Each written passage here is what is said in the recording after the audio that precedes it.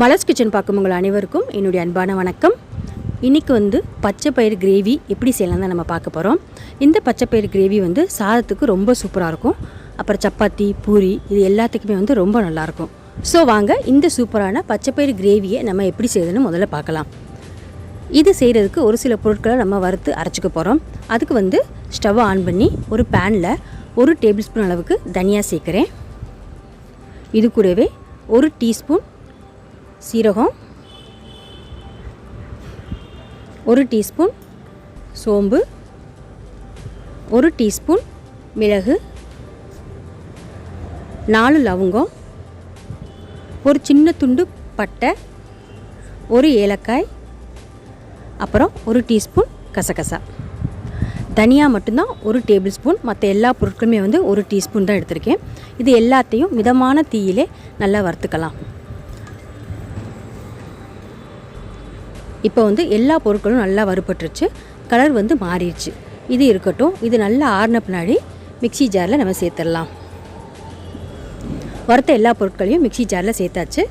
இப்போ இது கூடவே 6 சின்ன வெங்காயம் சேர்க்குறேன். அப்புறமா 1/4 கப் அளவுக்கு துருவிய தேங்காய் இதில் சேர்க்குறேன். சேர்த்துட்டு இதை அரைக்கிறதுக்கு கொஞ்சமாக தண்ணி சேர்த்துட்டு நல்லா மையாக அரைச்சிக்கலாம்.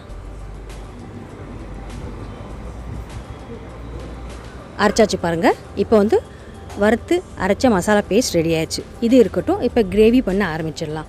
கடாயில் ஒரு 5 டேபிள் ஸ்பூன் அளவுக்கு எண்ணெய் சேர்க்குறேன். எண்ணெய் நல்லா சூடான பின்னாடி 1 டீஸ்பூன் சோம்பு சேர்க்குறேன்.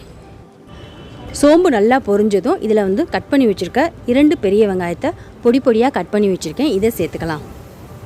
இது கூடவே கொஞ்சமாக உப்பு சேர்த்து வெங்காயத்தை நல்லா வதக்கி விட்டுக்கலாம்.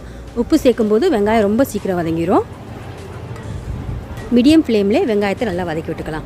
இது நல்லா வதங்கி கண்ணாடி பதம் வர்ற வரைக்கும் வெங்காயத்தை வதக்கிக்குவோம். இப்போது 2 தக்காளி பழத்தை மீடியம் சைஸ் அளவுக்கு தக்காளியை கட் பண்ணி வச்சுருக்கேன். இதை சேர்த்துக்கலாம். தக்காளியை நல்லா மசிய வதக்கி விட்டுக்கலாம்.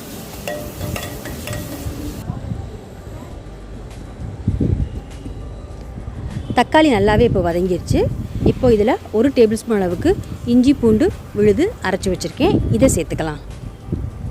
இஞ்சி பூண்டு விழுது பச்சை வாசனை போகிற வரைக்கும் இதை நல்லா வதக்கி விட்டுக்கலாம். நல்லா வதங்கி பச்சை வாசனை போன பின்னாடி எல்லா மசாலா தூளும் இதில் சேர்த்துக்கலாம். இதில் 1/2 டீஸ்பூன் அளவுக்கு மஞ்சத்தூள் சேர்க்குறேன். அப்புறமா குழம்பு மிளகாய் தூள் 2 டீஸ்பூன் சேர்க்குறேன்.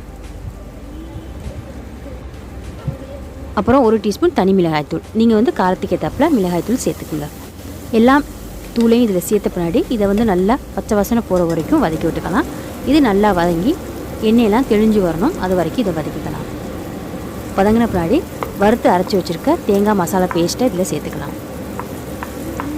சேர்த்துட்டு மிக்சி ஜாரில் தண்ணி கலந்து 2.5 கப் அளவுக்கு தண்ணி இதில் சேர்க்குறேன். சேர்த்தாச்சு. இப்போ கிரேவியை நல்லா மிக்ஸ் பண்ணி விட்டுக்கலாம். இப்போ கிரேவிக்கு தேவையான அளவு உப்பையும் சேர்த்துடலாம். சேர்த்துட்டு எல்லாத்தையும் நல்லா மிக்ஸ் பண்ணிவிட்டு இதை மூடி வச்சு ஒரு 10 நிமிஷம் மிதமான தீயிலே கொதிக்க விட்டுறலாம். நல்லா கொதித்து எண்ணெயெல்லாம் தெளிஞ்சு மேலே வர வரைக்கும் இதை கொதிக்க வச்சிடலாம். 10 நிமிஷம் கழித்து மூடி திறந்து பார்க்கலாம். பாருங்கள், சூப்பராக இப்போ கிரேவி ரெடி ஆயிடுச்சு. எண்ணெயெல்லாம் நல்லா தெளிஞ்சு வந்துடுச்சு.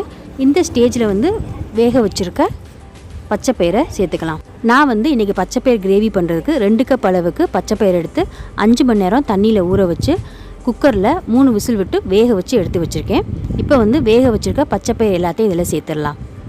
இப்போ எல்லாத்தையும் மெதுவாக மிக்ஸ் பண்ணிவிட்டு இதை மூடி வச்சு ஒரு 5 நிமிஷம் கொதிக்க விட்டுறலாம். ஏற்கனவே பச்சை பயிரெல்லாம் வேக வச்சு தான் சேர்த்துருக்கோம். அதனால் இதை ரொம்ப நேரம் கொதிக்க விடாமல் மிதமான தீயிலே ஒரு 5 நிமிஷம் கொதிக்க வச்சா போதும்.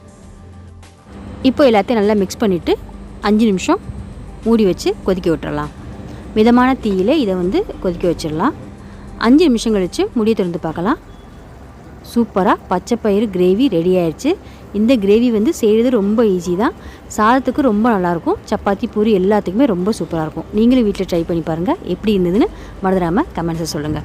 கடைசியாக வந்து கட் பண்ணி வச்சுருக்க கொத்தமல்லி இலைகளை மேலே சேர்த்துட்டு ஸ்டவ்வை ஆஃப் பண்ணிடலாம். இவ்வளோதாங்க சூப்பரான பச்சைப்பயிறு கிரேவி ரெடி ஆயிடுச்சு.